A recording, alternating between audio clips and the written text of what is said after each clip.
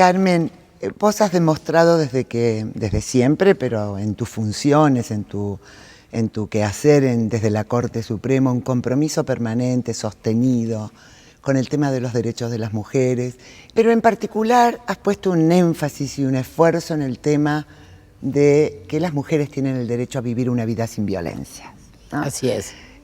Y has inaugurado las oficinas de la violencia doméstica en la Corte. En realidad eso lo inauguró Elena. Elena.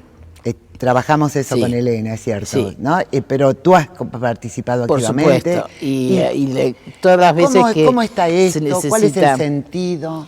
El sentido ¿Cuál fue... es la propuesta federal de eso, digamos? La propuesta federal es de capacitación en ese Sí. tema.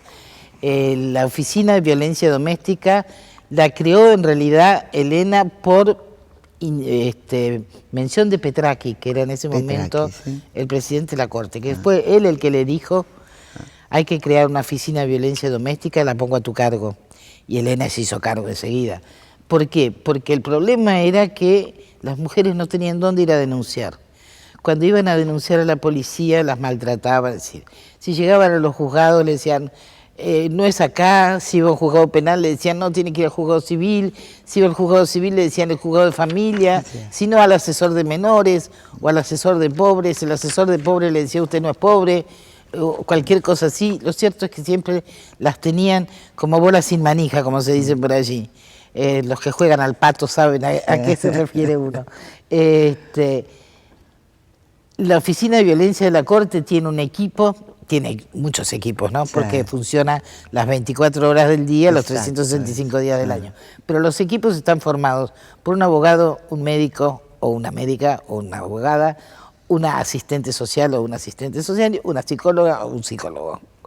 Esos son las cuatro profesiones que intervienen en eso. ¿Por qué? Porque la abogada o el abogado pueden aconsejar a dónde van a mandar eso. Los médicos ven las cuestiones de salud, Claro. y la urgencia de llevar a una persona a un hospital o no, Claro. depende de los casos. Las asistentes sociales y los asistentes sociales y las psicólogas y los psicólogos pueden hacer el informe de riesgo, que es lo primero que necesitan los jueces civiles para poder hacer la exclusión del hogar del violento y demás. Esa oficina, que funcionó después de un trabajo de preparación muy fuerte, había que capacitar gente y había que hacer concursos para nombrar la gente, para no nombrar a dedo, que era una pésima costumbre que había en la Corte que nosotros no queríamos seguir. Empezó a funcionar y hoy en día es un éxito como oficina en su trabajo.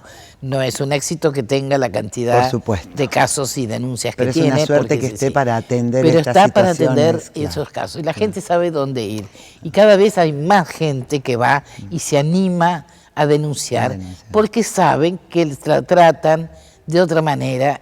Y aunque a veces, porque se junta mucha gente, suponete los sábados a la noche, se suele juntar mucha gente. Hay días calientes, hay días calientes, horarios calientes, sí.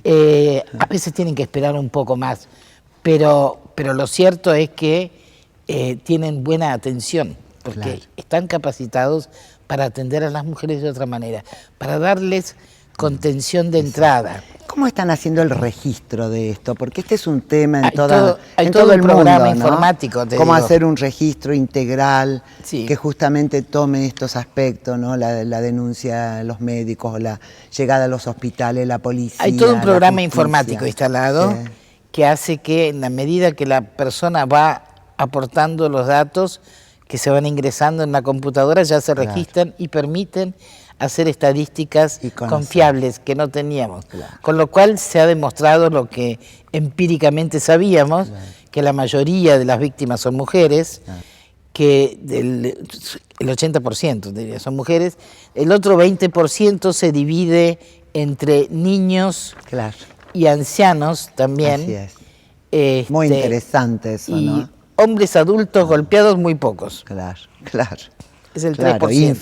Ínfimos. Es el 3%. Claro, el 3%. Porque hay Niños y ancianos Claro. sí. Cuando se trata de hombres, se trata de niños y Ni ancianos. ancianos, Yo la creo que esto mayoría. es importante para la Es muy audiencia importante. cordobesa, ¿no? Sí. Conocer por qué cuando hablamos del tema de la violencia doméstica o intrafamiliar se habla de la violencia hacia las mujeres. Seguro. Porque son las que la sufren mayoritariamente, sin Mujeres duda, y ¿no? niñas, sobre Sí, todo. mujeres y niñas, Sí, adolescentes. sí.